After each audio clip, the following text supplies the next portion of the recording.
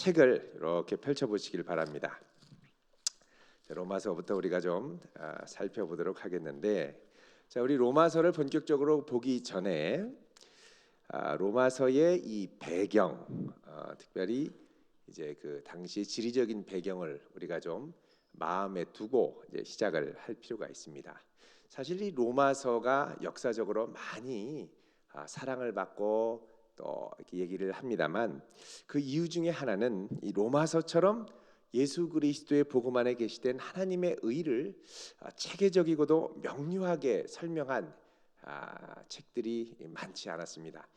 부분 또 뭉뚱뭉뚱 설명을 합니다만, 아주 처음부터 아주 정교하게 큰 덩어리로 하나님의 복음을 아주 장엄하게 선포한 경우가 많지 않았죠.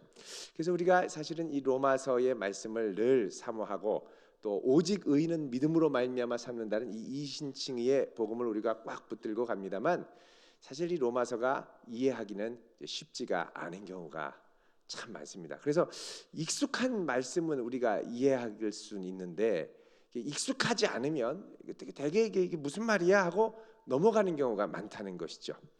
사실 이제 로마서가 우리가 이제 이해하고 배우는데 어려운 점들이 몇 가지가 있습니다.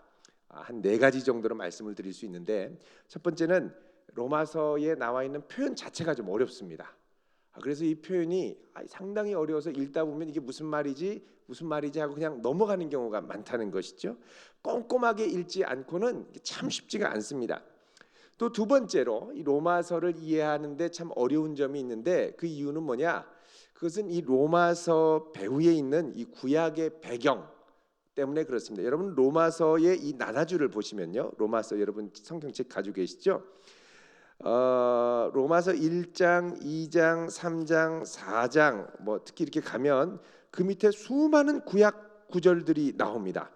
4장도 구약이 있고 5장도 구약이 있고 또 7장, 뭐 8장, 9장, 10장, 11장 뭐 엄청나게 많은 구약 구절들이 계속해서 15장까지 16장까지 계속해서 등장합니다. 사실 구약 성경을 제일 많이 인용하고 구약에 대한 풍성한 이해를 아주 이제 충분히 갖지 않으면 이 로마서를 이해하는 게 참 쉽지가 않습니다. 왜냐하면 사도 바울은 당시에 예수 그리스도로 말미암아 계시던 이 하나님의 복음을 발견할 때 바울의 생각은 뭐가 있었냐면, 구약의 메시아에 대한 기대와 구약의 언약에 대한 하나님의 말씀, 이 구약에 대한 이 말씀이 가득 차 있었기 때문에 그렇습니다. 그래서 이 바울이 다메섹에서 예수님을 만난 이후로 구약에서 예수님을 새롭게 발견하고 구약에서 하나님의 복음을 새롭게 발견했다는 것이죠. 그래서 새롭게 발견한 이 복음 안에 계시된 하나님의 말씀을 우리가 이해하는 데 있어서 구약을 충분하게 이해하지 못하면 이게 그냥 단편적으로 이해하기 쉽고, 그냥 우리가 성경 읽을 때 로마서 같은 데는 그냥 뭐 그냥 그 구약의 인용 구절 같은 게 나오면 뭐 그냥 그랬나 하고 그냥 넘어가기가 참 쉽습니다. 그래서 요거를 꼼꼼하게 봐야 이게 이런 의도로 하나님의 복음이 우리에게 선포되는구나라고 이해할 수가 있다는 것이죠. 그다음에 세 번째는 로마서를 이해하는 데 어려운 것은 이 전체적인 흐름을 갖고 있는데, 이 흐름이 좀 어려울 때가 많습니다. 갑자기 뚝 끊겨가지고 갑자기 이스라엘의 구원 문제를 얘기하다가 갑자기 뚝 끊겨서 또 이스라엘이 아니라 로마 교회에서 국가와의 관계, 또 공동체의 관계, 뭐 이런 것들을 얘기한다는 것이죠. 그러니까 이런 것들을 갑자기 이렇게 흐름에 상관없이 막 갑자기 나타나는 것 같은 이 느낌 때문에 로마서를 이해하는 게 참 어렵습니다. 사실 로마서를 일반적으로 우리가 이해하는 것은 로마서를 크게 두 부분으로 나눌 수 있다. 1장부터 8장, 1장부터 11장, 그리고 12장부터 16장, 보통 이렇게 얘기를 합니다. 그런데 이거 좀 더 자세히 얘기하면 1장부터 4장, 5장부터 8장, 또 9장부터 11장, 12장부터 15장, 그리고 16장, 그렇게 이해를 하는 것이 좀 더 구체적이고도 명확한 구분이 됩니다. 그래서 로마서의 전체 흐름과 내용을 알지 못하고는 이 로마서 이 흐름 없이 그냥 읽다 보면 미루에 빠지기 쉽다는 것이죠. 그러니까 은혜로운 부분만 밑줄 긋고 아멘하고 끝나기가 쉽다는 것입니다. 그 다음에 이 로마서는 사실 이제 예수 그리스도로 말미암아 나타난 복음의 책이기도 합니다만, 동시에 중요한 게 이 복음으로 말미암아 그러면 교회는 어떻게, 우리가 믿음의 공동체 생활은 어떻게 해야 할 것인가를 최종적으로 지향하는 책입니다. 그래서 복음서, 이 로마서를 나 개인으로만 읽고 은혜 받는 게 아니라 어떻게 이 복음의 말씀과 능력을 주님이 우리에게 허락하신 공동체 가운데 능력 있게 구현할 수 있느냐, 이게 이제 아주 중요한 관건이 된다는 것이죠. 그래서 이 로마서는 개인의 복음, 개인의 구원을 위한 책뿐만 아니라 하나님께서 우리에게 허락하신 교회를 통한 구원의 역사도 함께 이야기한다는 것입니다. 자, 그럼 이걸 배경으로 해서 우리가 로마서에 대해서 함께 볼 텐데요. 먼저 우리가 로마서를 보기 전에 당시 그 신약에 이제 바울이 살던 시대의 지리적인 것들을 살짝 이렇게 보고 넘어가도록 하겠습니다. 우리 슬라이드가 있죠? 예, 보여주시죠. 여기 보시면 앞에 불을 좀 꺼주셔야 되겠는데요. 제 불을 조명을 앞에 꺼주시고, 앞에 스팟 조명이요. 앞에. 예. 다른 거는 다 켜도 괜찮은데. 예.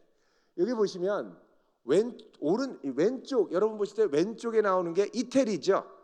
예. 이태리 이 구두처럼 생겼는데 그 이태리 안에 저기 뭐가 있냐면 로마가 있습니다. 로마. 그리고 로마 요 이태리 밑으로 쭉 가면 시칠리가 있고, 오른쪽에 보면은 여기가 오늘날로 말하면 그리스입니다. 그리스 저 위에 달마시아라고 돼 있고, 또 트라케도 있고, 또 마게도니아 있죠. 마게도니아. 이 마게도니아는 이제 좀 밑으로 내려오면 아카이아라고 되어 있는데, 아가야의 북쪽이 마게도니아입니다. 이제 고린도전서와 로마서에 이 마게도니아 교회로부터 온 편지들, 또 마게도니아 성도들이 했던 헌금들, 뭐 이런 것들이 많이 있다는 거죠. 그래서 이 마게도니아 지역에 빌립보 교회가 있고, 예, 감사합니다. 예, 여기 마게도니아에 빌립보 교회가 있죠. 또 데살로니가 교회가 있고, 여기 베레아 교회가 있습니다. 그리고 여기가 오면은 여기가 어디냐면 아가야입니다. 아카이아라고 되어 있는데 이게 다 로마 시대의 속주입니다. 속주들. 근데 이 말하자면 오늘로 말하면 도지요. 또 우리나라로 하면 충청도의 금산군 뭐 이런 정도 되죠. 요 아가야에 뭐가 있냐면 고린도가 있습니다. 자, 고린도 전서 아시죠? 고린도 여기 있는 교회입니다. 이 고린도는 특별하게 동쪽에도 항구가 있고 서쪽에도 항구가 있습니다. 서쪽 항구가 어디냐면 고린도고요. 동쪽 항구가 어디냐면 겐그레아입니다. 어디라고요? 겐그레아. 겐그레아는 성경에 나옵니다. 예, 겐그레아, 고린도, 아가야, 그리고 마게도니아. 여러분 기억할 필요가 있고요. 그 다음에 여기가 로마입니다. 로마. 그래서 고린도에서 사도 바울이 로마로 배를 타고 이 로마를 방문하기를 정말 원했습니다. 근데 이게 참 이 뜻대로 되지 않았단 말이죠. 그래서 여기로 가지 못하고 어디로 갔냐면 이쪽으로 해서 배를 타고 이스라엘로 갔습니다. 거기에 이 성도들에게 헌금을 전해주기 위해서 이 바울은 이 겐그레아 항에서 이 고린도에서 배를 타면 로마로 가지만 겐그레아에서 마지막 겐그레아 항에서 배를 타고 이쪽으로 가면 또 이제 뭐가 있냐면 터키가 있습니다. 터키. 자, 그 다음 사진 보여주시죠. 자, 여기가 아가야고 여기가 이제 터키입니다. 터키. 이 잘 안 나오죠? 약하네요. 예, 터키. 요 터키의 이쪽이 아시아라고 하는 속주입니다. 오늘날 아시아가 아니라 아시아 속주죠. 자, 이 아시아에 뭐가 있냐면 에베소가 있고 서머나가 있고 밀레도가 있고 라우디게아가 있고 히에라볼리가 있고 골로새가 있고 4대 교회가 있습니다. 그래서 요 아가야에서 바울이 잘 안 나오네요. 배터리가 없어가지고 이쪽으로 쭉 넘어와서 에베소로 왔습니다. 자, 이거는 박스입니다. 자, 그래서 요 에베소에서 배를 타고서는 어디 갔나? 에베소에서 배를 타고 이제 넘어가죠. 지금도 여러분 성지순례 가시면 에베소 이 7개 초대교회 보고 한밤중에 배를 타고 요 아테네 그리스로 넘어갑니다. 그래서 넘어가서 여기서 이제 이 그 초대교회 이쪽에 데살로니가, 고린도 교회 뭐 다 이렇게 보게 되죠. 여기가 그 유명한 스파르타고요. 다 아가야 속주에 있던 도시들. 여기는 터키지만 오늘날 여기에 7개의 교회, 에서버두, 사빌라, 에베소, 서머나 뭐 이런 교회들이 다 있다는 거죠. 그리고 이쪽으로 가면 이쪽이 이제 이 이스라엘이죠, 유대. 그래서 바울이 여기서 로마로 갈까 이스라엘로 갈까 하다가 결국은 헌금을 갖고 이스라엘로 갔다가 여기서 잡혀가지고 다시 배로 압송돼서 로마로 가게 됩니다. 그게 이제 사도행전 끝부분에 나오는 것이죠. 자, 그럼 그 다음 보시겠습니다. 그 다음 보면 여기가 어디냐면 로마 도심입니다. 로마 도심은 여러분 잘 아는 것처럼 로물루스 형제가 세웠던 7개의 이 언덕, 세븐 힐스, 그죠? 우리 또 힐스라는 그 힐로 되는 아파트 유명한 데 있죠. 힐스테이트. 다 이게 이런 데서 온 겁니다. 힐이 좋은 이유, 베버리 힐스. 힐이 좋은 건 원래 로마에서 힐이 갖고 있는 엄청난 것 때문에 그렇습니다. 여러분 여성분들도 힐을 신으면 상당히 우아해 보이죠? 예, 이게 힐이 다 좋은 이유가 있습니다. 왜냐하면 여러분 힐, 이런 힐에는요 다 여기 보면 아벤티노, 팔라티노, 카피톨리노, 퀴리날레, 비미날레, 에스퀼리노, 셀리노. 자, 요런 데는 다 귀족들이 살던 곳입니다. 황제들이 살던 곳이고, 그래서 여기 이 힐로 올라가면 품격이 올라갑니다. 아무나 힐로 갈 수 있는 게 아니에요. 그래서 요 힐로 올라가는 건 대단한 거다. 그래서 힐을 올라가지 못할 바에야 차라리 힐을 신자. 그리고 이제 힐을 신든지 그렇게 되는 거죠. 힐을 올라가기 어려우신 분들은 여기 옥녀 힐로 올라가시면 또 품격이 올라갈지도 모르겠습니다. 자, 그 다음 사진을 잠깐만요. 그 전 거. 여기 보면 여기 이제 이게 강이 흐르죠. 항상 이 큰 도시 주변에는 강이 흐르게 돼 있습니다. 이 강이 무슨 강이냐면 이 테베 강입니다. 로마에 지금도 있죠. 근데 이게 옛날에는 홍수가 많이 나고 막 하면 물이 범람해서 이쪽으로 막 가면 저지대층은 물에 잠기고 이 귀족들이 사는 이 힐들은 별로 침수 피해가 없죠. 그러니까 귀족들은 끄떡없고 저층에 있는 하층민들은 아주 곤욕을 치르는. 이 밑에는 노예들, 하층민들이 많이 살고 위에는 거의 왕족들, 귀족들이 대부분 살고 있었습니다. 그 다음 보면요, 이게 이제 이 7개의 힐 주변에 있었던 여러 가지 이제 당시에 이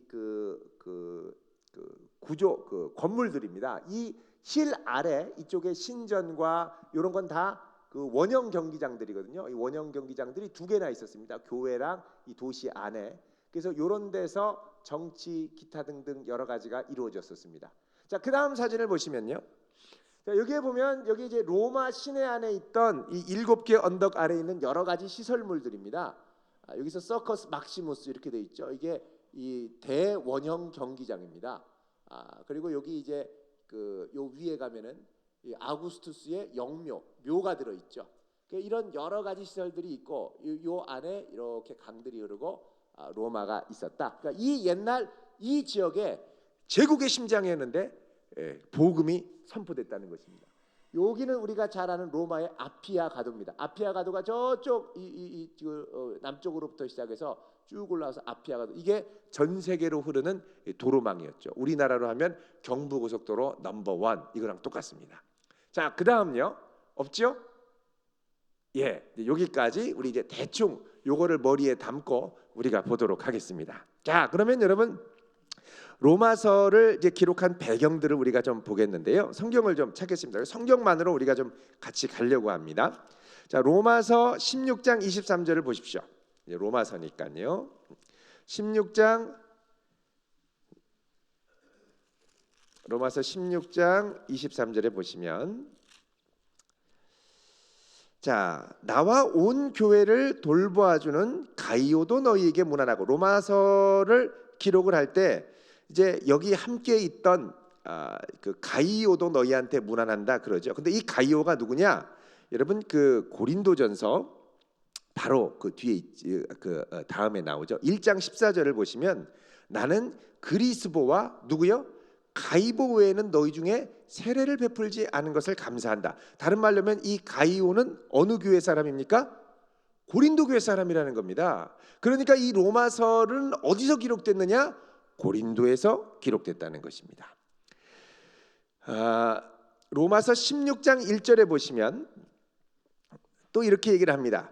사도 바울이 이제 이 편지를 전달할 사람, 로마서를 전달할 사람으로 자매 베베를 보냅니다.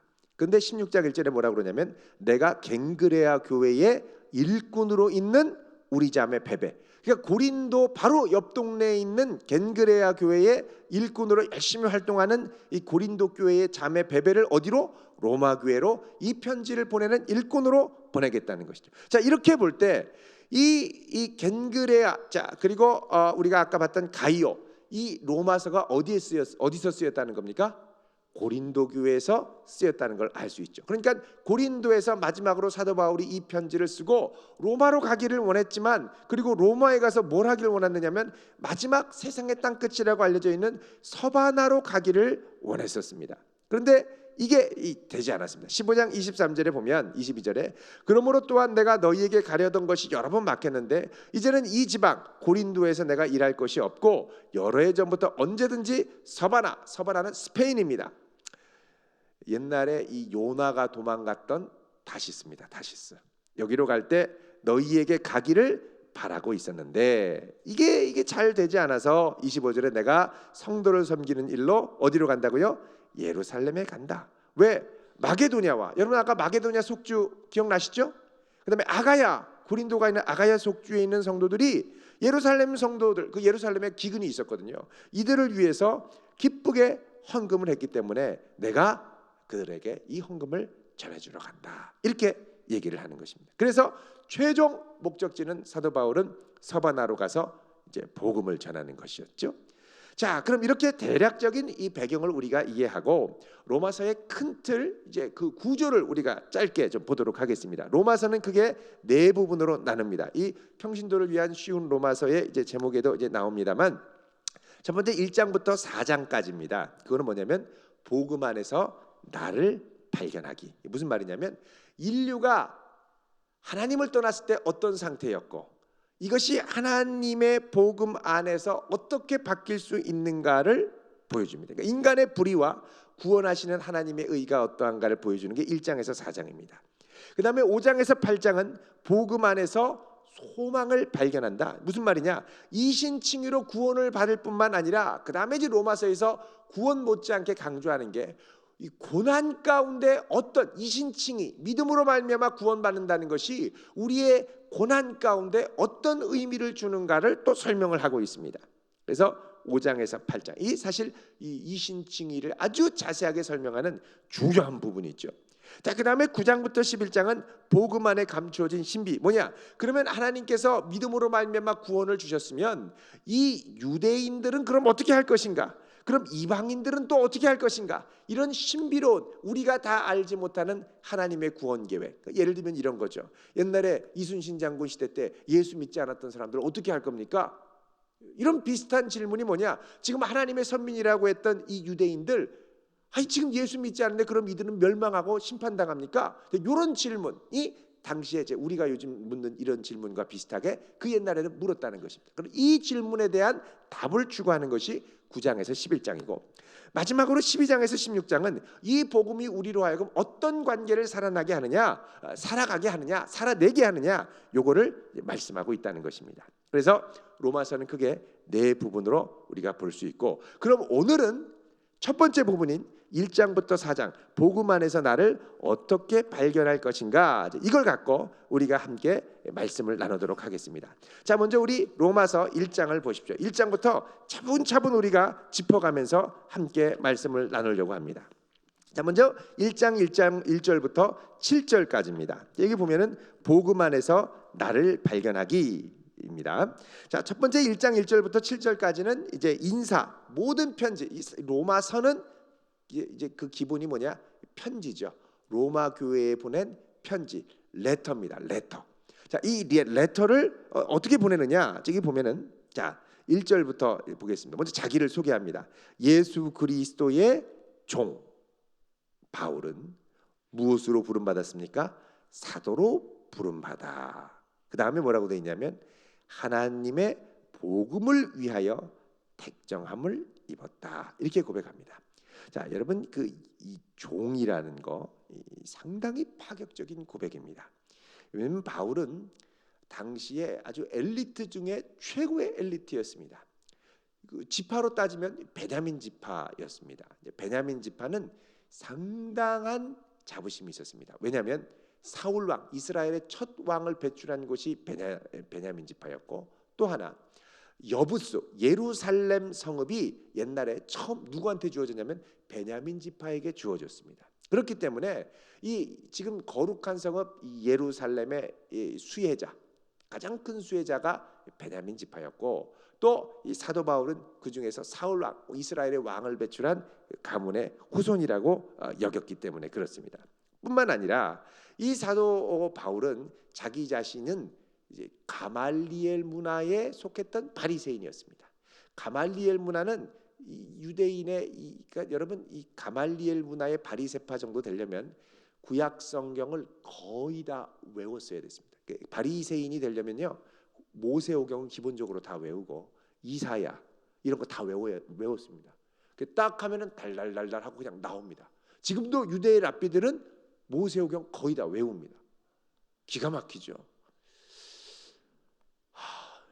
부럽습니다. 그죠? 여러분 지금 외우려면 힘드실 텐데 얼마나 그래도 한번 시간 나시면 좀 도전해 보십시오. 저 로마서 외우는 분은 봤습니다. 근데 이것도 매일 외워야죠. 잠깐 외웠다가 한 달 안 하면 까먹죠. 옛날에 제가 이 동안교회에서 사역할 때 제와 함께 사역했던 이 청년부 밑에 계시던 이제 부교육자 한 분이 로마서를 외웠어요. 날마다 외우시더라고요.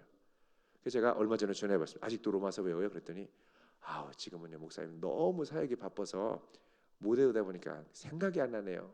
그래서 저는 안타깝다라고 생각하면서 다른 한편으로 그래도 내가 위로가 좀 된다 하는 생각을 했습니다. 얼마나 달달달 외우셨는지요. 막 하는데 끝내줍니다. 우리 어린이들 로마서 8장 같은 경우 외우면 참 좋죠. 그래서 사도 바울이 이 구약을 막 자유자재로 시편 같은 거 다 외웠습니다. 옛날 바리새인들. 뭐 자유자재로 이렇게 인용한 게 왜 그러냐? 머릿속에 성경이 있었어요. 툭 하면 다다다다다 다 나오는 거예요. 이거 엄청나죠? 자, 이 가말리엘 문화, 오늘로 말하면 하버드 대학교 로스쿨 다니는 겁니다. 여러분 거기 들어가는 것도 어려운데 졸업하는 것도 어렵습니다. 제가 아는 어떤 분은 하버드 대학교 로스쿨에 들어갔는데 졸업을 안 하시는 거예요. 안 하는 건지 못 하는 건지 모르겠는데 몇 년간 다니면서 집 한 채를 다 그냥 하버드 대학에 기증을 하실 정도로 공부가 어렵습니다. 정말 어렵습니다. 근데 이 어려운 관문을 바울이 통과하고 바리새인으로 아주 쟁쟁하죠. 더구나 사도 바울은 뭘 갖고 있었냐면 로마 시민권을 갖고 있었습니다. 로마 시민권이라는 건 뭐냐? 프리패스입니다. 전 세계. 여러분 미국 여권이 있으면, 패스포트가 있으면 관광으로 북한에 갈 수 있습니다. 물론 거기서 뭐 이렇게 예수 믿으라고 하거나 뭐 그 자유주의 뭐 얘기하고 하면 잡혀가지고서는 못 나오긴 합니다만 그래도 외화벌이로 막 갈 수 있습니다. 그러니까 미국의 이 여권이 있는 게 당시에 로마 제국의 여권이 있는 거죠. 이거 가지면 전 세계 어디나 갈 수 있었습니다. 그런데 자 이렇게 이제 아주 온갖 특혜와 이 모든 게 다 갖춰진 사도 바울이 자기를 뭐라 그러냐? 종이라는 거예요. 종. 엄청난 파격입니다. 종일 뿐만 아니라 여기 보면 뭐라 그러냐면 사도로 부르심을 받았다는 거예요. 사도라는 건 대사입니다. 대사. 대표로 보낸 거예요. 누구의? 예수 그리스도의 사도. 그러니까 바울은 이 모든 것 내가 갖고 있는 특권과 모든 게 있지만 나는 예수님의 종일 뿐입니다. 이렇게 고백하는 겁니다. 그러면서 뭐라고 그러냐면 하나님의 복음을 위하여 택정함을 입었다라고 합니다. 여러분 이 복음이라는 의미도 우리가 잘 구별해야 됩니다. 복음은 유한겔리온이라고 해서 영어로 말하면 그대로 굿뉴스입니다. 좋은 소식, 기쁜 소식. 그런데 이 기쁜 소식이 옛날 로마에서는 뭐냐? 무력과 폭력을 바탕으로 제국을 정복하는 그래서 승전보를 울리는 소식이 기쁜 소식이었습니다. 실제로 주후 70년에 디도 장군이 티투스라고 그러죠. 디도 장군이 예루살렘을 주후 70년에 쳐들어가 가지고 완전히 박살을 냈거든요. 그리고 그 승리의 소식을 베스파시안, 아버지가 베스파시안인데 이제 로마의 황제가 되기 전이었습니다. 북 이집트 쪽에 알렉산드리아에서 대기하고 있었는데 여차하면 군대를 끌고 올라가서 황제가 이제 되려고 하는 그 찰나에 승리했습니다. 이거의 소식을 힘입어 황제가 되는데 큰 역할을 했습니다. 그러니까 이 제국의 승리의 소식이 뭐냐? 복음이라는 거죠. 유앙겔리온. 그런데 여기서는 뭘 복음이라고 그러냐? 제국의 승전보가 아닌 하나님 나라의 승전보라는 겁니다.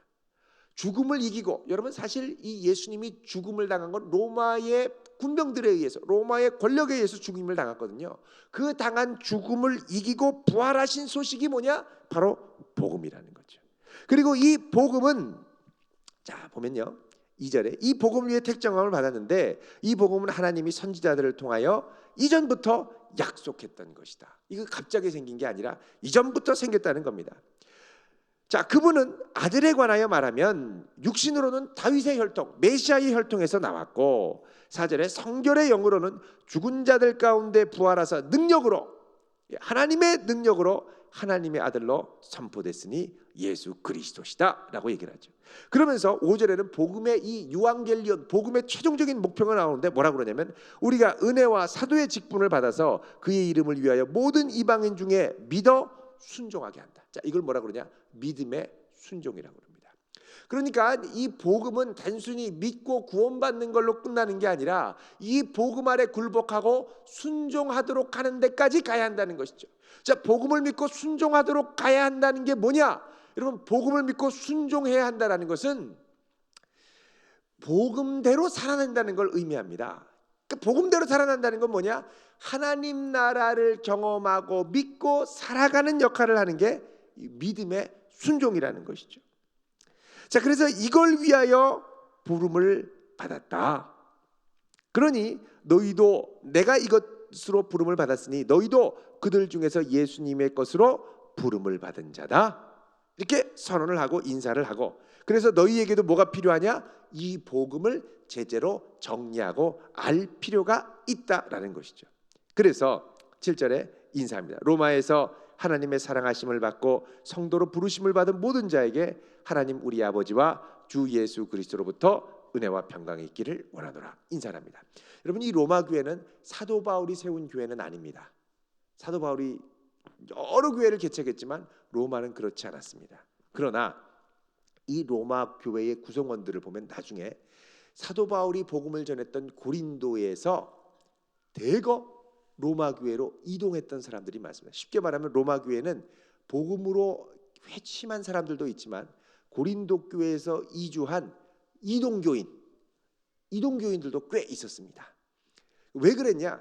그거는 로마의 이 글라우디오 황제일 겁니다. 아마 로마의 황제가 영을 내려서 호적을 하라고 하고, 또 가끔씩 영을 내리는데 영을 내려 가지고 유대인들을 그 로마의 이 화제 때문에 쫓아버립니다. 그래서 이 로마의 황제 때문에 할 수 없이 이제 고린도에 가서 1년, 2년 정도 숨어 있다가 그 황제가 죽고 나니까 그 다음에 다시 돌아가죠. 그때 잠깐 고린도에 이제 만 로마에 살던 유대인들, 로마에는 유대인 섹터가 있었거든요. 이 테베강 옆에 그 섹터에 와가지고 살 때에 그때 사도 바울이 그 사람들이 이제 고린도에 와서 살 때에 사도 바울이 그때 마침 복음을 전했죠. 그때 만났던 사람이 누구냐? 브리스길라와 아굴라입니다. 브리스길라와 아굴라는 원래 고린도에 살던 사람이 아니라 로마에서 건너왔던 사람들이죠. 그래서 거기서 바울을 만나서 복음을 받고 다시 그 영이 로마로 갈 수 있다. 그러니까 고린도에서 복음을 전하고 막 이렇게 하다가 다시 로마에 가서 로마 교회 교인으로 서면서 복음을 전했던 사람들이라는 것이죠.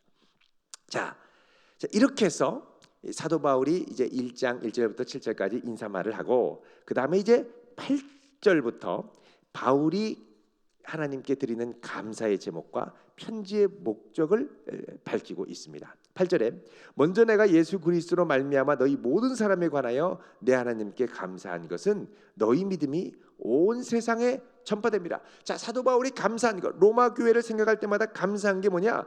빛나는 믿음이라는 거, 온 세상에 전파된 믿음이라는 거죠. 여러분, 이들은 사실 이제 이 로마의 일곱 언덕 아래 저층 지역에 살던 많은 평범한 사람들이 있었습니다. 이 밑에서 로마의 그 일곱 언덕에는 신전과 신상들이 있었거든요. 그런 가운데서도 복음으로 살아내면서 제국의 복음의 빛을 비췄다는 겁니다. 이게 너무너무 감사하다는 거예요. 그래서 어떻게든지 너희에게 내가 가서 이제 주님 앞에 믿음으로 잘 서는데 11절에 보면 내가 너희 보기를 간절히 원하는 것은 신령한 은사를 너희에게 나눠줘서 너희를 견고하게 하렵니다. 내가 너희에게 다시 가가지고 너희를 만나서 지금 너희들이 잘 서고 있는 이 복음에 더 확신을 갖고 불붙어서 정말 멋진 교회로 일곱 언덕 아래에 있는 세상의 속에 빛을 비추는 교회로 잘 서게 하도록 격려하기 위한 것이다 라고 말합니다. 그래서 여기 신령한 은사라는 거, 이 spiritual gift라고 영어 성경에 나오는데 이거는 우리가 말하는 성령의 은사를 말하는 것이 아니라 복음의 말씀을 말하는 것입니다. 이게 spiritual gift 하면 영적인 선물이거든요. 기프트는 은사도 되지만 선물도 되거든요. 그러니까 이 선물 뭐냐? 예수 그리스도의 복음의 선물을 너희에게 주기를 원한다 그럽니다. 자, 왜 그러냐? 2절에 내가 너희 가운데 너희와 함께 나의 믿음으로 말미암아 피차 안위함을 얻으려 함이라. 이렇게 해서 서로 믿음으로 든든하게 서는 위로를 받기 원한다는 것입니다. 13절에 형제들아 내가 여러 번 너희에게 가고자 한 것을 너희가 모르기를 원하지 않는다. 여러 번 가려고 했다는 거예요. 그런데 너희 중에서도 다른 이방인들과 같이 열매를 맺게 함이로되, 자, 너희들 가운데서도 이 복음의 역사가 충분하게 일어나서 멋진 열매를 더 많이 맺기를 원하지만 지금까지 이 길이 막혔다는 겁니다. 그러면서 14절에 헬라인이나 야만인이나 지혜 있는 자나 어리석은 자에게 내가 다 빚진 자다 이렇게 얘기합니다. 나는 무슨 빚을 졌을까요? 여기서 복음의 빚을 졌다는 것입니다. 복음의 빚을 졌다라는 거예요. 여기 보면요, 여러분 헬라인이나 야만인이나 지혜 있는 자나 어리석은 자나 이렇게 돼 있죠. 성경에 보면 헬라인, 야만인, 또 유대인, 야만인 이런 말이 나옵니다. 당시에는요 다 자민족 중심적이죠. 헬라인이 볼 때는 헬라인 외에 다른 사람들은 야만인들이었습니다. 유대인들도 그렇습니다. 하나님의 율법을 받은 유대인 외에 다른 사람들은 뭘까요? 야만인이었습니다. 로마인들도 그렇게 얘기했습니다. 로마인 외에 다른 민족들을 야만 민족들이라고 얘기를 했습니다. 그래서 그 당시에 로마를 종종 넘봤던 이 게르만 민족들, 야만인족이었죠. 그 게르만 민족이 지금 뭐가 됩니까? 독일 사람들이 되죠. 야만족이었습니다. 우리도 백이 민족을 침범했던 일본 놈들 쪽발이라고 얘기를 합니다. 다른 말로 하면 우리는 선민이고 너희들은 야만이다 이런 말이죠. 우리 대한민국 사람, 중국 사람들 뭐 떼놈 옛날에 그랬죠. 다 이런 자민족 중심주의. 그래서 여기도 보면은 헬라인, 야만인. 왜 헬라인, 야만인?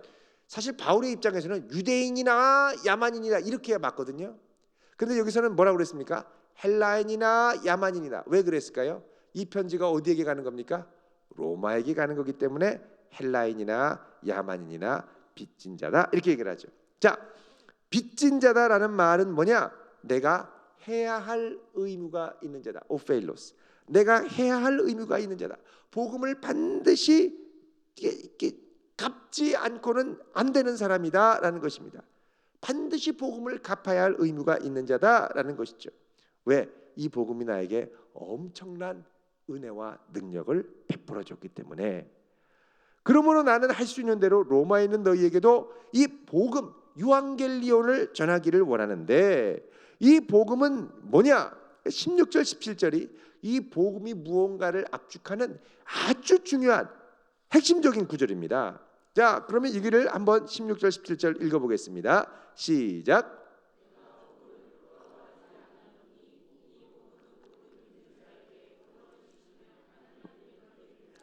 먼저는 유대인에게요 그리고 헬라인에게로다. 복음에는 하나님의 의가 나타나서 믿음으로 믿음에 이르게 하나니 기록된 바 오직 의인은 믿음으로 하리라 함과 같으니라. 아멘. 자, 여기 복음을 몇 가지로 얘기를 합니다. 첫 번째는 뭐냐? 부끄러워하지 않는다. 이 복음은 자랑스러운 것이라는 겁니다. 왜? 모든 인류를 구원하는 하나님의 능력이기 때문에. 여러분 복음을 자랑스러워할 수 있기를 바랍니다. 예수 좀 믿어봐. 말하기가 어려워요. 야, 가서 뭘 믿는데? 그건 나 잘 모르겠고.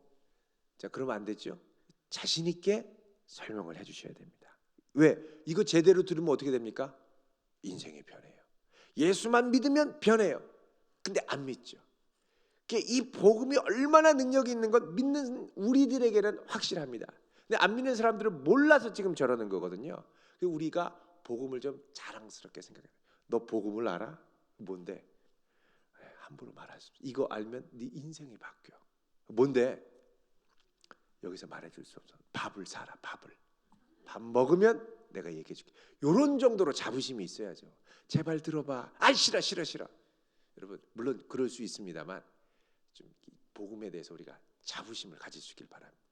네가 복음을 알아? 뭐 이렇게, 그죠? 멋있죠. 자, 두 번째는 이 복음은 뭐냐? 하나님의 구원을 일으키는 능력이라는 겁니다. 복음이 능력.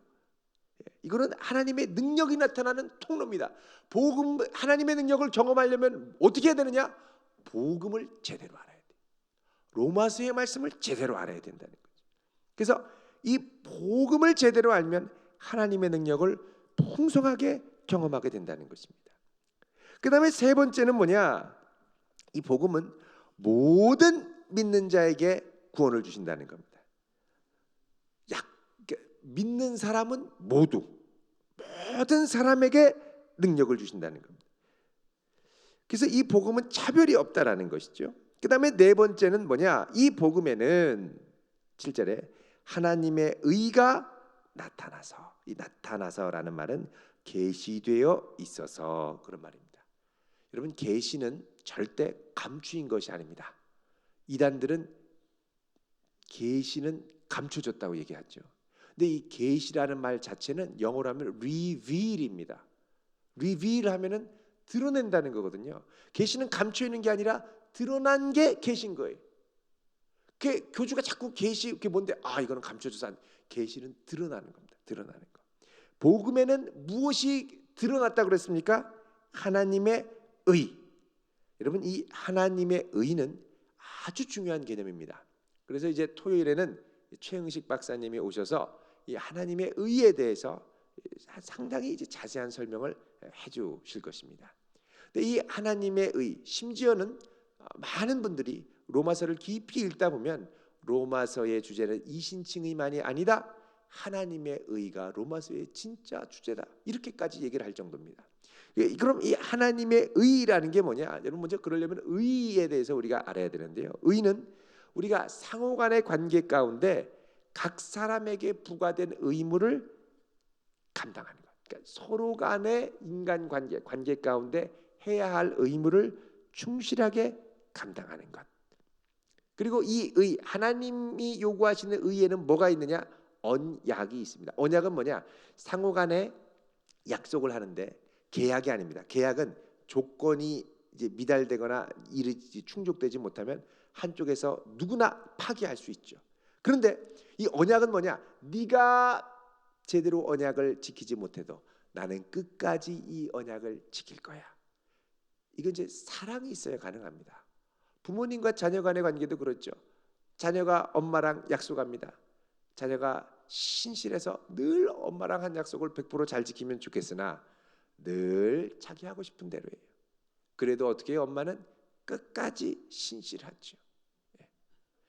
신실하다 안 되면 엉덩이를 때려서라도 신실하게 만들죠. 이제 하나님의 사랑입니다. 자, 여러분, 이 사울 왕과 다윗이, 사울 왕이 다윗을 죽이려고 막 쫓아다닐 때 다윗이 굴 속에 숨어 들어갑니다. 사울이 거기서 그냥 급해가지고 다윗이 숨어 들어간 굴에서 화장실, 큰 일을 보세요. 근데 그때 소리도 안 들렸는지 응아응아를 하고 있는데 다윗이 조용히 가서 사울 왕의 옷자락을 뺍니다. 동굴 속에서면 들렸을 것 같은데, 그죠? 사각 이거 들렸을 것 같은데 사울 왕이 못 들었어요. 그러니까 아무래도 사울 왕이 딴 생각을 했든지 아니면 진짜 급하게 동굴에 들어갔기 때문에 이게 정상적인 게 아니라 막 우르릉 쾅쾅 설사라서 큰 소리가 나서 사각 이 소리를 못 들었을 거예요. 그게 배 가지고 이제 밖으로 굴 밖에 나갔는데 다윗이 나가서 왕이여, 너 누구 널 잡으려고 했는데 왜 거기 있었어? 그랬더니 이 벤 옷자락을 보여줬죠. 제가 거기 있었습니다. 아니 어떻게 된 거냐? 제가 당신을 죽일 수 있었지만 저는 하나님의 기름 부으심 받은 자를 죽이지 못합니다. 안 합니다. 그러니까 그때 사울이 뭐라 그러냐? 다윗아 너는 나보다 훨씬 더 의롭구나. 이렇게 얘기를 합니다. 의롭다라는 말을 씁니다. 이 의롭다라는 건 뭐냐? 언약과의 관계 가운데 한쪽이 저버려도 끝까지 그 언약의 내용을 지키는 거. 이게 바로 언약이라는 거죠. 그래서 이렇게 얘기하면서 뭐라고 그러냐면 이 관점에서 17절에 하나님의 의가 나타나서 믿음으로 믿음에 이르게 하나니 기록된 바 오직 의는 무엇으로?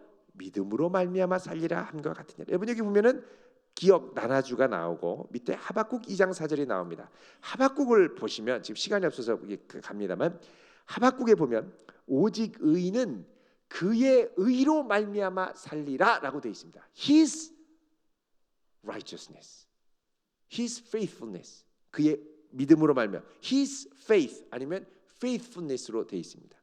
그의 의는 누구의 의냐면 여기서 하나님의 의를 말합니다. 의는 의로 말미암아 살리라. 다른 말로 하면 의는 자기의 믿음으로 말미암아 살리라. 복음 안에 자기의 의로 말미암아 살리라라는 뜻도 있지만 다른 말로 하면 오직 의는 그분의 신실하심으로 말미암아 살리라라는 뜻도 있다라는 거예요. 그러니까 이 복음에는 하나님의 의가 나타났는데 하나님의 의가 뭡니까? 우리가 잘못하고 망가져도 끝까지 붙들어 주시는 그분의 신실하심인데 이것은 하박국에서 말씀하신 것처럼 의는 그분을 신뢰하고 믿는 사람은 하나님의 신실하심, 다윗의 신실함 같은 하나님의 신실하심으로 동시에 그 신실하심을 믿는 자기의 믿음으로 말미암아 살리라라는 겁니다. 이게 이중적인 의미가 있습니다. 여러분 이 이중적인 의미에 대해서 아시면 여러분은 신학교 석사 수준이십니다. 석사 수준. 진짜. 가서 한번 물어보세요. 이게 두 가지 의미가 있다면 그러면 어떻게 하세요? 잘 모르겠는데 아마 이러실 거예요. 지금 대단하신 거죠, 여러분들이? 이해가 되시죠? 이해가 되시죠? 제가 너무 빨리 나갑니까? 괜찮습니까? 예, 의인은 자기의 믿음으로도 살지만 끝까지 그 언약을 이루시는 하나님의 신실하심으로 말미암아 살리라 이렇게 약속했다는 겁니다. 자, 그래서 사도 바울이 지금 복음 안에 감춰진 이 엄청난 능력을 소개하고 이제 본격적으로 이제 이 로마서의 내용에 대해서 이제 풀어서 설명하기 시작합니다. 이 로마서의 내용이 1장 18절부터 3장 20절까지 이제 가게 되는 거죠. 자, 요 내용은 뭐냐면 그러면 이제 복음으로 시작하려면 제일 먼저 필요한 게 뭐냐? 우리가 죄인이라는 걸 인정해야 됩니다. 우리가 더 이상 우리 스스로의 힘으로 구원할 수 없는 죄인이라는 것을 인정하고 이게 피할 수 없는 부인할 수 없는 사실이라는 것을 딱 못을 받고 모든 사람이 죄를 범하였음에 하나님의 영광에 이르지 못한다라고 결론을 내고 그 다음에 뭐라 그러냐면 율법 외에 또 다른 의가 있는데 이제 하나님이 베풀어 주시는 의가 바로 이 의다.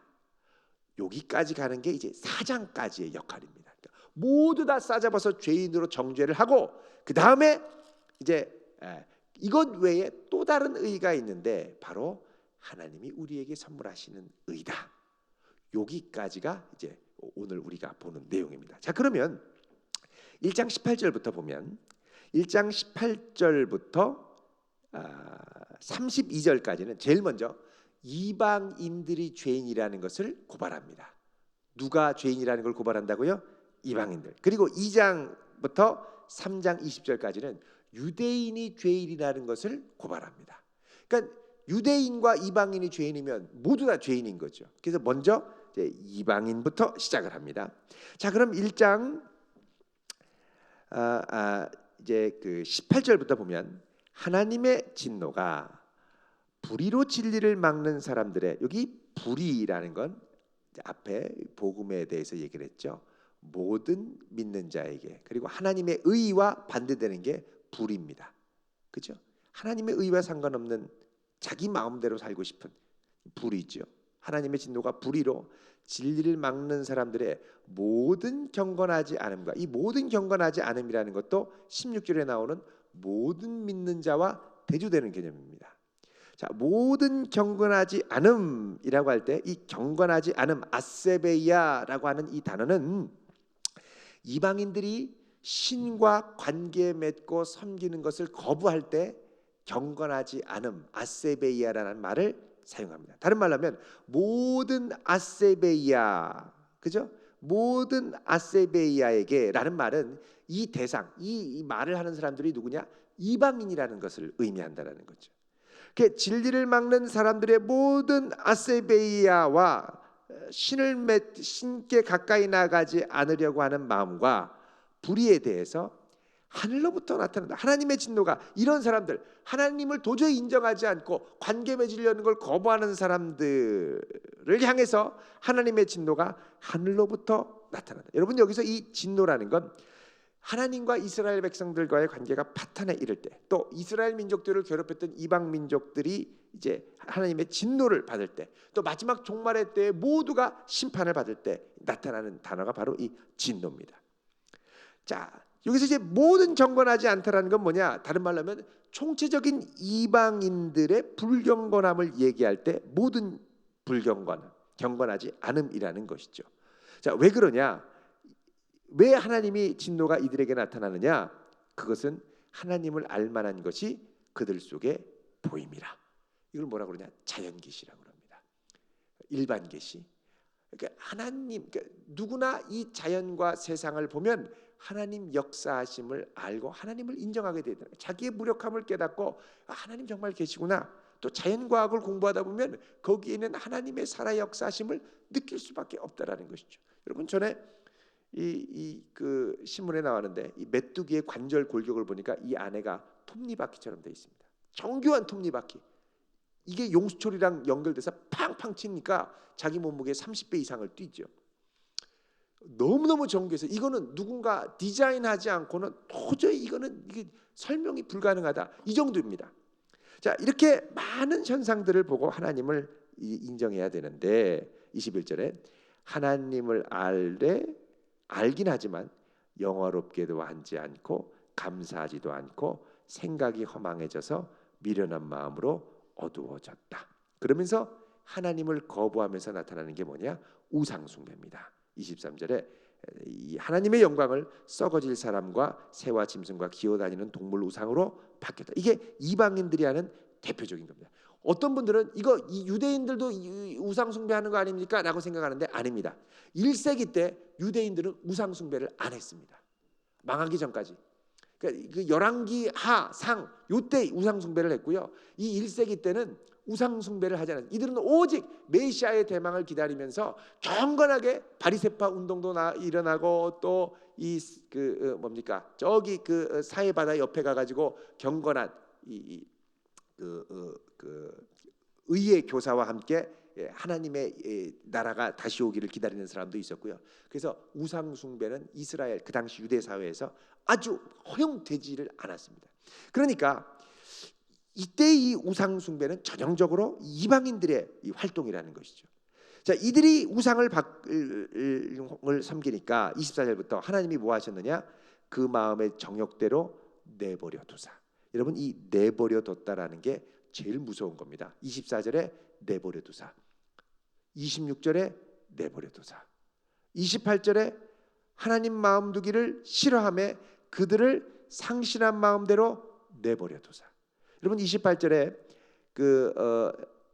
상실한 마음이라고 되어 있죠. 하나님 두기를 싫어하면 그 마음이 어떻게 되느냐? 마음이 상실한다는 거예요. 상실한다라는 거는 영어로 depraved mind입니다. 완전히 타락한 마인드, 부패한 마인드라는 거죠. 그러니까 하나님 두기를 싫어하면 사람 마음은 어떻게 되느냐? 부패한다는 겁니다. 부패하면 어떻게 되느냐? 24절에 보면 정욕에 빠지고, 그죠? 26절에 보면 동성애에 빠지고, 26절, 27절. 그 다음에 여러분, 이 동성애라는 것, 우상숭배라는 것, 성적 타락과 함께 유사 친밀감입니다. 진짜 친밀감을 누려야 할 하나님, 진짜 친밀감을 누려야 할 이성 간의 관계가 동성으로, 하나님이 아닌 우상으로, 그러니까 유사 대용품으로 바뀐다는 겁니다. 그러니까 우상 숭배 때 다가오는 특징은 유사 대용품의 시대라는 겁니다.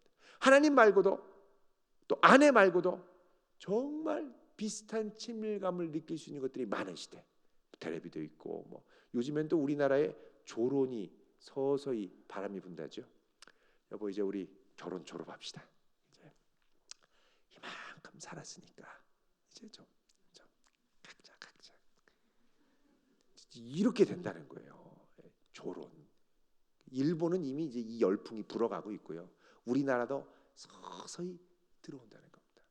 혹시 마음에 혹하는 분들 계신가요? 이런 분들 없기를 바랍니다. 상실한 마음을 잘 다스리셔야 돼요.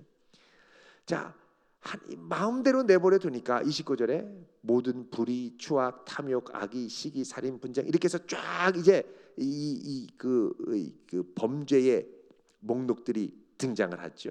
자, 요것들은 크게 세 가지로 나눕니다. 인간 내면에 나타나는 범죄들. 그러니까 불의, 추악, 탐욕, 그죠? 그다음에 시기, 살인, 분쟁, 사기 이런 것들은 다 인간관계에서 나타나는 범죄고요. 그다음에 하나님을 향한 범죄들이 또 있습니다. 자, 이런 현상들은 사실상 예수님께서 바리새인과 서기관들과 대제사장들을 향해서 지적했던 죄악들과 크게 차이가 안 납니다. 다른 말로 하면 이게 이제 암시하는 건데 이방인이나 유대인이나 그 마음 썩어 들어가는 건 똑같다는 거예요. 같이 이제 고발하기 위한 전제죠. 자, 이렇게 해서 32절 그들이 이 같은 일을 행하는 자는 사형에 해당한다고 하나님께서 정하심을 알고도 자기들만 뿐만 아니라 그런 일을 행하는 자들을 옳다고 인정한다. 그러면 자, 이게 바로 이방인들을 향한 고발이라는 겁니다. 그다음에 2장부터는 유대인들을 고발을 합니다. 자, 유대인들을 고발하는데 2장 1절에 보면 그러므로 이렇게 돼 있죠. 그러므로 남을 판단하는 사람아, 남을 판단하는 사람이 뭐냐? 유대인이라는 거예요. 저들은 저렇게 해서 사형에 해당돼, 저들은 안 돼. 자, 이렇게 생각했던 남을 판단하는 사람들, 이 유대인이라는 겁니다. 그러나 누구를 막론하고 내가 핑계하지 못할 것은 남을 판단하는 것으로 내가 너를 정죄한다. 예? 3절에 이런 일을 행하는 자를 판단하고도 같은 일을 행하는 사람아, 바로 유대인들입니다. 너는 하나님의 심판을 피할 줄로 생각하느냐? 그러죠. 그러면서 4절에 내가 하나님의 인자하심이 너를 인도하여 회개하게 하심을 알지 못하여 그의 인자하심과 용납하심과 길이 참으심이 풍성함을 멸시하느냐. 여기 보면 인자하심, 회개하게 하심, 또 용납하심, 길이 참으심, 풍성하게 하심, 이게 다 어디에 나타나는 거냐? 신명기에 나타나는, 또 구약 성경에 나타나는 하나님과 그의 백성들 간의 관계에 대한 말씀에 등장합니다. 다른 말로 하면 이들이 하나님의 언약에서 떠난 현상들을 나타날 때 모세오경의 풍성한 전승에 나와 있는 이야기들을, 지금 단어들을 사용한다는 겁니다. 자, 너희들이 지금 이 다른 이방인들 보고 야 쟤네들은 안 돼, 망할 거야 그러지만 너희들도 똑같다는 거예요. 왜? 6절에 보면 하나님께서는 각 사람에게 무엇대로 행한 대로 보응하시기 때문에. 자, 여기 이제 새로운 개념이 등장합니다. 하나님이 이방인들을 심판할 때 그들의 행한 대로, 하나님을 인정하지 않고 유대인들 또한 그들의 행위대로. 이상합니다. 유대인들은 선민이고 할례도 있고 율법도 있는데 어떻게 그렇게 될 수 있을까요? 그렇다는 거예요. 그래서 9절에 악을 행하는 사람의 영에게는 환난과 공고가 있으리니 먼저는 유대인 그리고 헬라인. 자, 유대인들을 정죄하면서 헬라인. 자, 서서히 유대인과 헬라인이 같은 카테고리로 들어오기 시작합니다. 그러면서 뭐라 그러냐? 너희들이 악을 행하고 이대로 가면 너희들 하나님의 진노 아래 있게 된다는 겁니다. 자, 11절 하나님께서는 외모로 사람을 취하지 않는다. 이 무슨 말이냐면 유대인들을 향해서 너희들의 외모로 취하지 않는다. 여러분, 유대인들에게는 아주 자부심을 갖는 외모가 있었습니다. 그 외모는 뭐냐? 얼굴로 나타나는 외모가 아니라 그들의 가장 깊은 내밀한 곳에 나타나는 외모였습니다. 그 뭐냐? 그들의 성기에 새겨진 할례였습니다. 할례. 이 할례는 유대인들이 목숨 걸고 지켰다는 거예요. 마카비 혁명 때 이 외세의 군인들이 쳐들어와서 이 유대 안에 할례를 못하게 하면서 할례 행하는 사람들을 막 무차별적으로 죽여서 성벽에 매달아 버렸습니다. 그러니까 이들은 이 할례에 대한 아주 강력한 한 비슷한 것들이 서로 있을 정도로 이 할례에 대한 자부심, 내가 이걸 지킴으로 하나님의 백성됨을 지킨다, 이런 마음이 있었던 거죠. 그래서 이들에게는 할례 받는 게 너무너무 중요했습니다. 이게 이들의 외적 표지, 외모였어요. 외모가 유대인이어야 유대인이라고 그랬습니다. 외모가 유대인인 건 이렇게 빵모자 쓰고 다니서가 아니라요, 그 속에 있는 할례를 받은 것이 중요하다는 거예요. 그래서 여기 외모로 사람을 취하지, 다른 말로 하나님은 할례로 사람을 취하지 않는다는 거예요. 그럼 이들이 갖고 있는 율법도 별 소용이 없다는 거예요. 율법 없이 범죄하는 자는 율법 없이 망하고, 율법이 있고 범죄한 자는 율법으로 말미암아 심판을 받는다. 이게 어떻게 된 거냐? 여러분, 지금 계속해서 고발하는 거죠. 여태까지 고발했던 건 뭐냐면 그들 내면에 있는 부패, 그들의 내면에 있는 죄성으로 말미암아 하나님의 심판 가운데 있다라는 걸 부각하는 것입니다. 자, 그러면 13절에 유대인들입니다. 하나님 앞에 율법을 듣는 자가 의인이 아니요 오직 무엇을 행하는 자? 율법을 행하는 자라야 의롭다 하심을 얻으리니. 자, 여기서 이제 문제가 등장합니다. 율법이 주어졌으면 행할 수 있는 능력이 있어야 된다는 거예요. 근데 능력이 유대인들에게는 없으니까 할례가 있고 율법이 있어도 이걸 행할 수 있는 능력이 없으니 안 된다는 겁니다. 그 다음에 14절에도 율법 없는 이방인들이 본성으로 율법의 일을 행할 때에는 이 사람은 율법이 없어도 자기가 자기에게 율법이 된다. 왜? 양심이 증거가 되기 때문에. 다른 말로 하면 율법 없어도 하나님께서는 이방인들에게 무엇을? 양심을 주셨기 때문에 양심을 통하여 이들은 하나님의 율법을 지킬 수 있도록 하셨다는 겁니다. 그래서 율법이 있어도 하나님의 심판대에 있고 율법이 없어도 심판대에 있다는 거죠. 자, 그러면서 17절에 또 유대인들에 대해 좀 더 아주 집요하게 들어가기 시작합니다.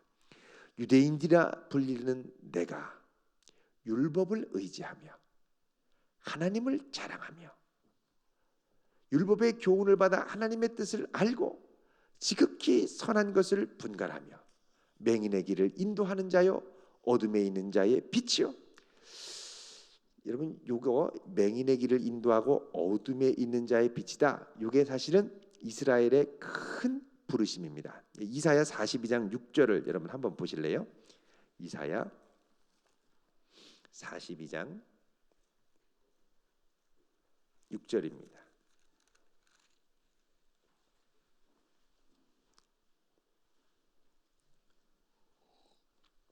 읽어봅니다. 시작. 나 여호와가 의로 너를 불렀은즉 내가 내 손을 잡아 너를 보호하며 너를 세워 백성의 언약과 이방의, 이게 이스라엘의 정체성이었습니다. 이방의 빛. 그리고 7절에 눈먼 자들의 눈을 어떻게 해요? 밝힌다. 그래서 다시 이렇게 오시면 너희들이 눈먼 자들의 눈을 밝히고 빛이 되어야 되는데 너희들은 맹인의 길을 인도하는 자 어둠에 있는 자의 빛으로 부름을 받았고 또 율법에 있는 지식과 지식의 모분을 가진 자로 어리석은 자의 교사요 어린아이의 선생이라고 스스로 믿었지만. 그러면 다른 사람에게 그렇게 얘기하고 다니고 가르쳤던 너는 과연 너희들이 가르쳤던 대로 그것들을 행할 수 있는 능력이 있느냐라는 것입니다. 없다라는 겁니다. 그래서 21절에 보면 고발하죠. 내가 도둑질하지 말라고 하지만 도둑질하지, 간음하지 말라고 하지만 너 간음하잖아. 우상 숭배하지 말라고 그러지만 네가 우상 숭배하고 이 신전 물건 도둑질하지. 율법을 자랑하지만 이런 행위를 통하여 너희들이 율법으로 하나님을 욕되게 하지 않느냐? 오히려 너희를 통해서 하나님의 이름이 너희 때문에 이방인 중에 욕을 받는다. 이렇게 얘기를 합니다. 그래서 25절에 내가 율법을 행하면 할례가 유익하지만 율법을 범하면 할례는 무할례가 된다. 여러분, 그러니까 이 할례라는 건 뭐냐? 그 자체로 능력이 있는 게 아니라는 겁니다.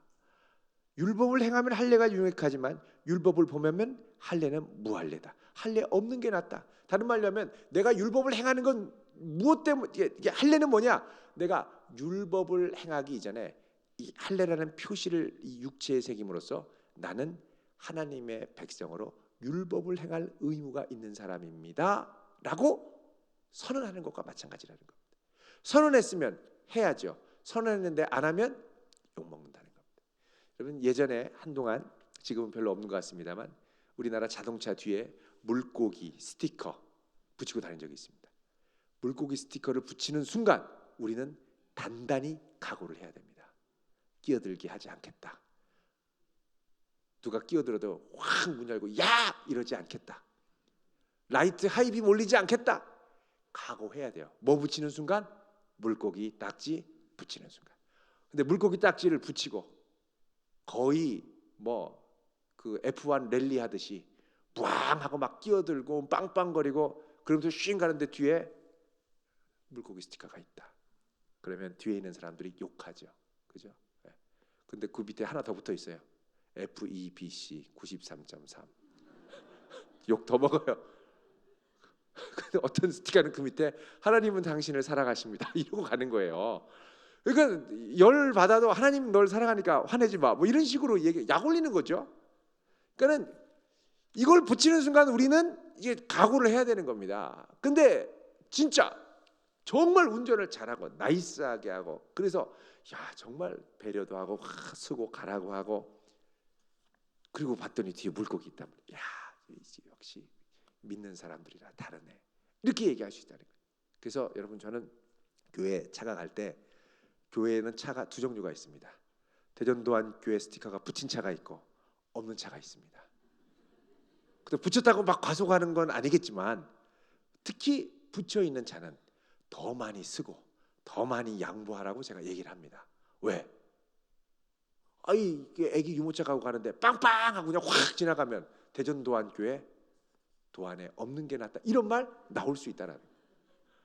할례도 그런 거 할례도 그 자체가 능력 있는 게 아니라 할례를 새기는 순간 이제 하나님의 율법을 잘 행하고 영광을 돌려야 된다는 거예요. 근데 할례 해놓고 지 맘대로 살고 우상 숭배한다 필요 없다는 거죠. 그래서 28절에 어떤 결론이 오느냐? 표면적 유대인이 아니고 표면적 육신의 할례가 아니라 정말 뭐가 할례냐? 29절에 같이 읽습니다. 시작. 오직 이면적 유대인이며 할례는 마음에 있할지니 영에 있고 율법 조문에 있지 아니한 것이라. 그 칭찬이 사람에게서 아니요 다만 하나님에게서니라. 아멘. 자 여러분 그래서 이제 아주 중요한 얘기가 나옵니다. 할례는 어디에 한다고요? 마음에, 우리의 영에. 육체에 하는 게 아니라는 거예요. 그래서 사실 이건 단순한 얘기가 아니라 하나님이 구약에서부터 계속해서 내가 너희들 지금 육신에 할례하는 유대인들에게 이 할례로 끝나는 게 아니라 마음의 굳은 살을 제거하고 새 영을 주고 새롭게 할례를 하고 마음의 할례를 주겠다라고 계속해서 하나님이 약속을 하신다는 거죠. 이런 백성을 만드는 게 하나님의 꿈이었습니다. 자 보면요 신명기 30장 6절 우리 한 곳만 보겠습니다. 많이 나오는데 신명기 30장 6절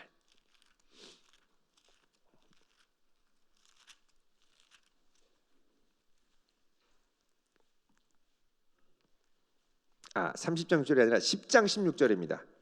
예, 죄송합니다. 10장 16절 10장 16절 신명기 10장 16절 같이 읽겠습니다. 시작. 그러므로 너희는 마음의 할례를 행하고 다시는 자 이게 언제부터 나온 거냐면 신명기 때부터 나온 거예요. 하나님께서 할례를 얘기하시긴 했지만 얘네들한테 정말 필요한 건 마음의 할례라는 거죠. 할례 받으면 마음을 새롭게 하고 확 좀 해야 되는데 이게 아닌 겁니다. 여러분 고등학교 때 여러분 친구들 중에 이를 악물고 공부한다고 머리를 빡빡 깎고 가끔씩 학교에 나타나는 학생들 보셨을 거예요. 어떤 학생 눈썹까지 잘라요. 독하죠. 일주일 동안 나오질 않아요. 공부만 해요. 독서실에서만 있고. 근데 2주 지났더니 얘가 시내에서 여자친구랑 같이 떡볶이를 먹는 거예요. 빡빡 깎고 아무 소용 없습니다. 그거 깎아서 뭐예요? 그죠? 요게 할례라는 거예요. 그러니까 하나님께서 네 마음을 내가 베고 할례를 행하겠다. 워낙 답답하시면 마음이 바뀌어야 공부를 하죠. 머리만 박박 깎으면 뭐 됩니까? 폼만 잡고 폼생폼사입니다.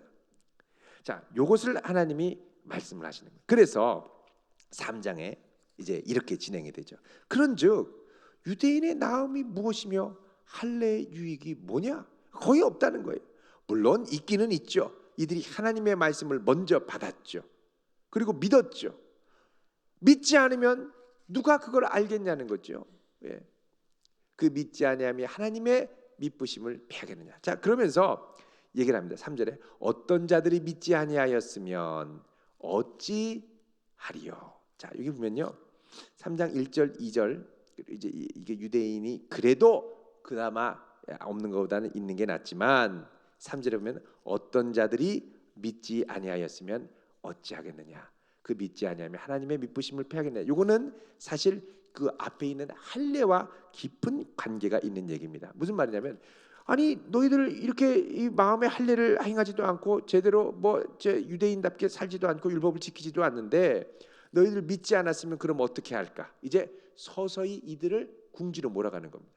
너희들 믿지 않는데 그러면 하나님이 너희들에게 할 거는 이제 심판밖에 없어. 할례 제대로 행하지 못하고 이렇게 살면 망해야지.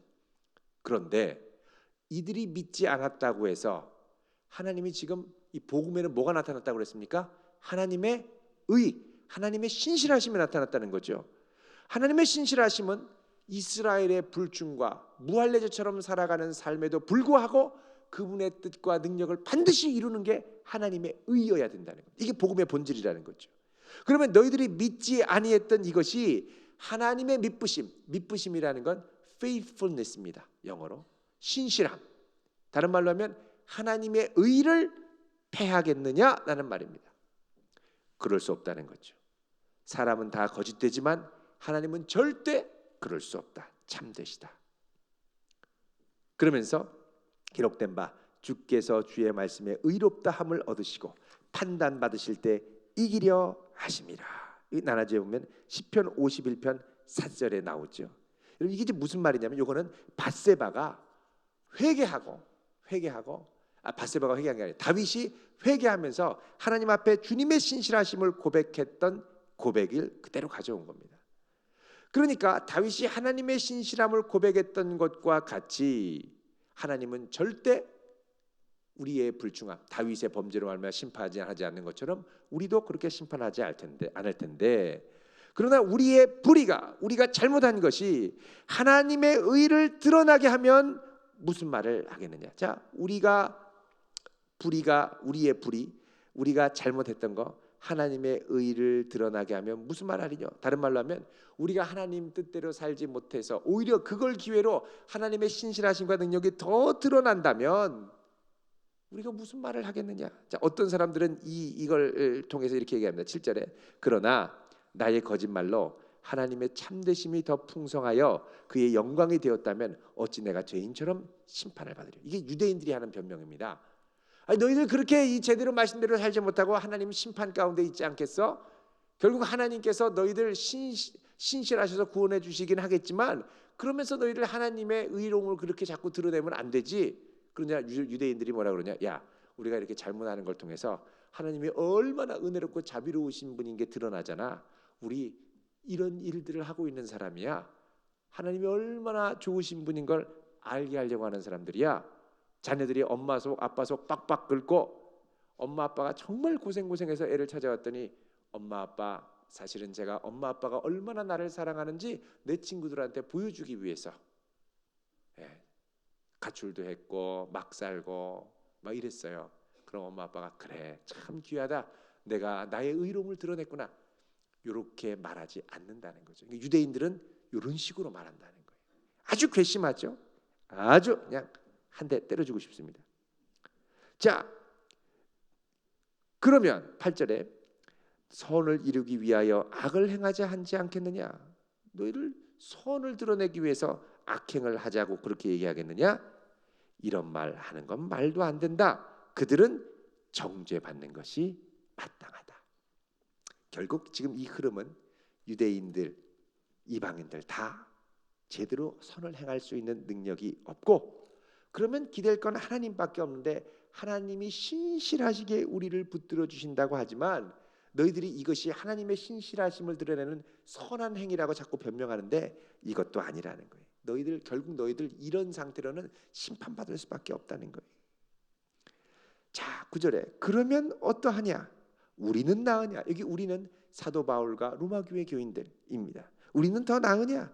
우리도 이런 유대인들에 비해 나을 게 없다는 거예요. 결국 유대인이나 헬라인이나 다 어디 아래? 죄 아래 있다고 선언해요. 다 죄 가운데 있다는 거예요. 그래서 그 밑에 보면은 니은야의 시편, 그죠? 14편 1절 이하를 쭉 이제 인용을 하죠.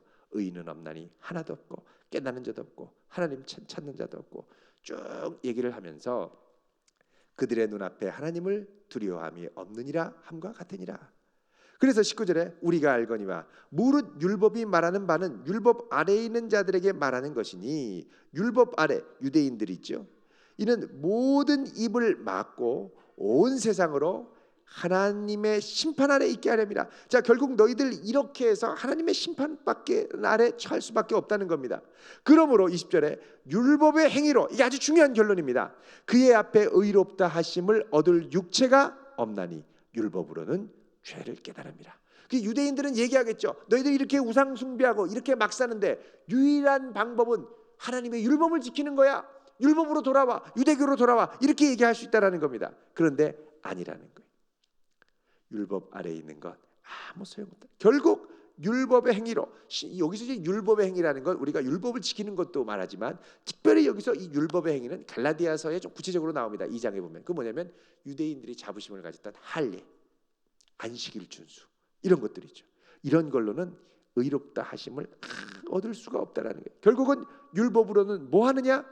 죄를 깨달을 수밖에 없다는 겁니다. 자, 여기까지가 뭐냐? 로마서에서 지금 2장 1장 18절부터 계속해서 고발해 왔던 이방인들, 유대인들 모두 다 하나님 앞에 심판받을 죄인일 수밖에 없다. 여기까지 끌고 오면서 꽝 못을 박는 겁니다. 자, 이렇게 못을 받고 21절부터, 그래서 사실 20절까지가 아주 중요한 한 단락이 되고 21절부터 새로운 주제, 새로운 희망으로 나아가는 것이 되는 거죠. 자, 그래서 21절에 보면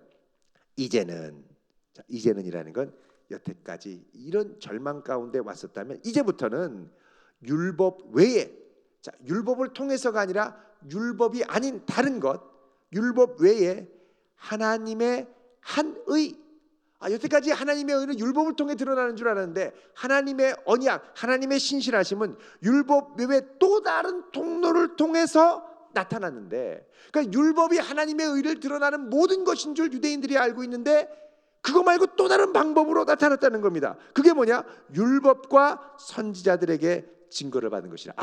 이거는 율법과 선지자, 이건 뭐냐면 모세오경과 예언서와 시편을 율법과 선지자라고 합니다. 다른 말로 하면 구약 성경에 꼭 이 율법 아니고 또 다른 방법 하나가 계속해서 말씀되면서 예언돼서 왔는데 그게 뭐냐?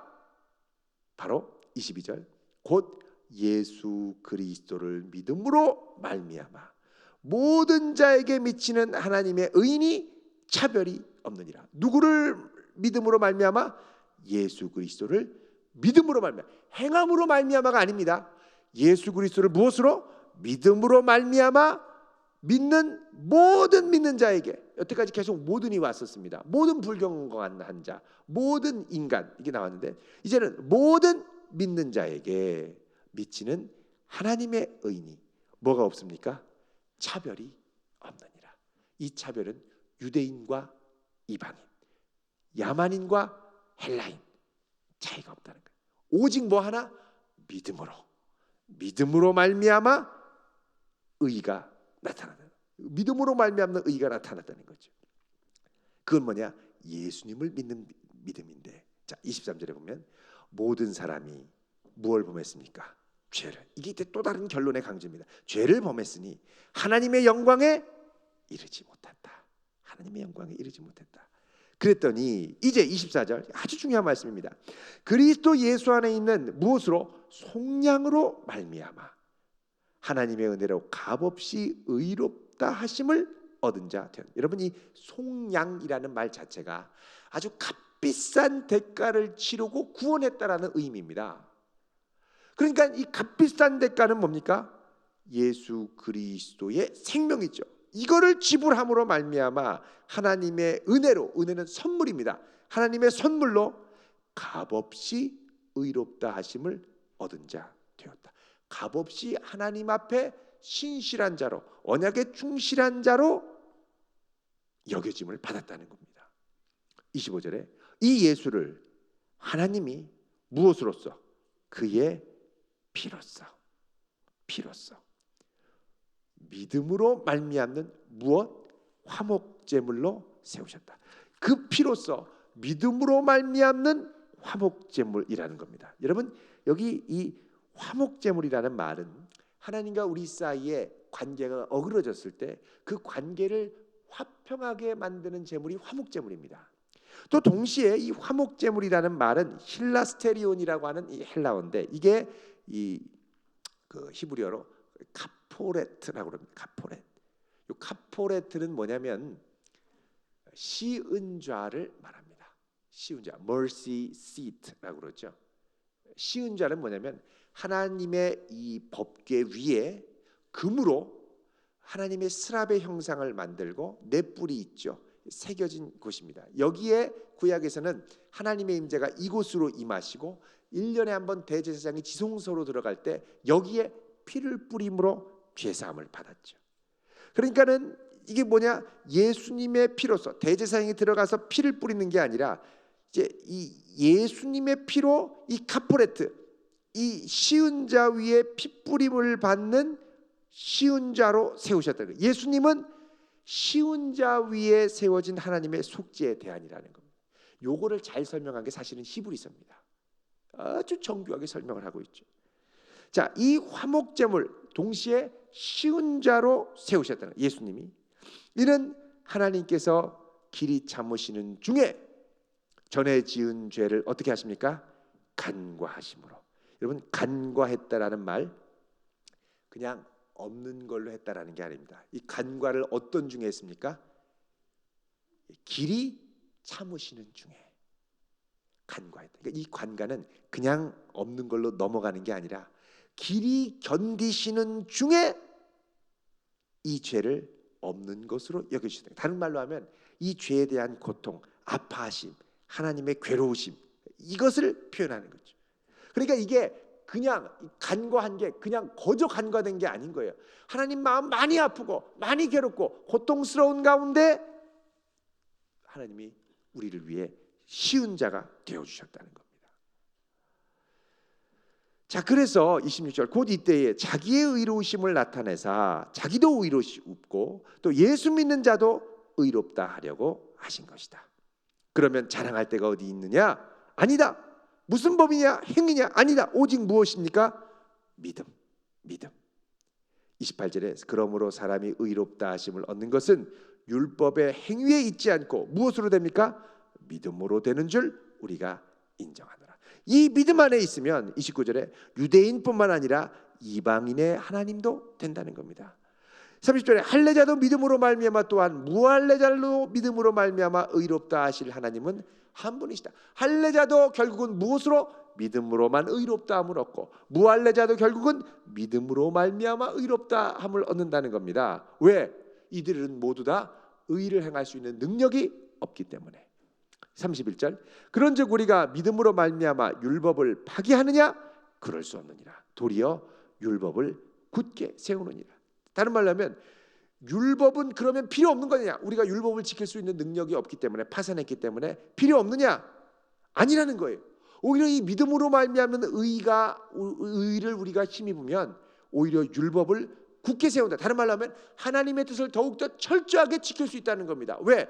믿음으로 말미암는 의는 내 힘과 능력으로 지키는 게 아니라 하나님의 영으로 마음의 할례를 받아서 우리 안에 계신 성령으로 말미암아 하나님의 기쁜 뜻을 행하는 것이기 때문에 내 힘과 능력으로 행하는 게 아니라 주님의 능력으로 행하는 거기 때문에 이 믿음으로 말미암는 의가 있으면 내 힘과 한계를 넘어서 주의 뜻을 행하고 죄와 싸워 이길 수 있는 능력을 주신다는 것입니다. 그래서 율법을 폐기시키는 게 아니라 여기서는 율법의 기능을 믿음으로 말미암는 의를 통해서 더 세워간다는 거죠. 긍정적인 겁니다. 자, 이렇게 얘기를 하고 이제 4장은 제가 좀 짧게 하겠습니다. 여러분 집중력이 대단하십니다. 안 피곤하세요? 졸리시죠? 따라가실만 하세요? 예. 조금 더 자세히 하면 3시간이 걸릴 것 같아서 짧게 여기까지 따라오시면 4장은 간단합니다. 왜냐하면 4장은 예를 보여준 거예요. 예시. 믿음으로 말미암는 예. 자, 보십시오. 아까 뭐라고 그랬습니까? 율법 외에 또 다른 의가 나타났으니 율법과 선지자들에게 증거를 받았다. 성경이 옛날부터 이 율법으로 말미암는 의 말고 또 다른 하나님의 한 의가 옛날부터 있었다는 거예요. 성경에 존재했다는 거예요. 그럼 그 의가 도대체 어디에 있는데? 라고 할 때 사실 유대인들이 받아들일 만한 부인 못할 인물들로부터 출발해야 됩니다. 그 인물이 누구냐? 아브라함이에요. 아브라함. 자, 보십시오. 4장 1절. 육신으로 우리 조상인 아브라함이 무엇을 얻었다 하리요? 만일 아브라함이 행위로 의롭다 하심을 받았으면 자랑할 것이 있으려니와 하나님 앞에서는 행위로 의롭다 하심을 받았다고 할 만한 것이 없다는 거예요. 그럼 성경이 뭘 말하느냐? 아브라함이 하나님을 믿음에 그것이 그에게 뭐로? 의로 여겨졌다. 이 기억에 보면은 나눠죠. 창세기 15장 6절이 나옵니다. 그죠? 예, 이 무슨 말이냐면 이거는 배경이 아브라함이 자기 조카 이 롯이 사로잡혀 갔습니다. 북방왕 그돌라오멜과 연합군에 의해서. 아브라함이 자기 가진 318명을 데리고 한밤중에 야간 공격, 기습 공격을 목숨 걸고 하죠. 그리고 데려왔습니다. 자, 이러고서는 이 롯을 조카 롯을 이제 살렸는데 이제 이 패했던 그돌라오멜이 다시 연합군을 꾸려가지고서는 또 공격하면 이제 속수무책으로 당하는 거예요. 한 작은 한 300명, 400명 되는 일가와 국가, 도시 국가들의 연합체가 공격하면 게임이 안 되죠. 야간 공격이라서 성공을 했는데 만약에 이들이 공격한다면 아브라함은 무섭습니다. 밤에 벌벌벌 떨고 무서워하고 있는데 하나님이 나타나셨어요. 아브라함아, 두려워하지 말아라. 내가 너에게 큰 상급이다. 그래서 아브라함이 뭐라고? 하나님,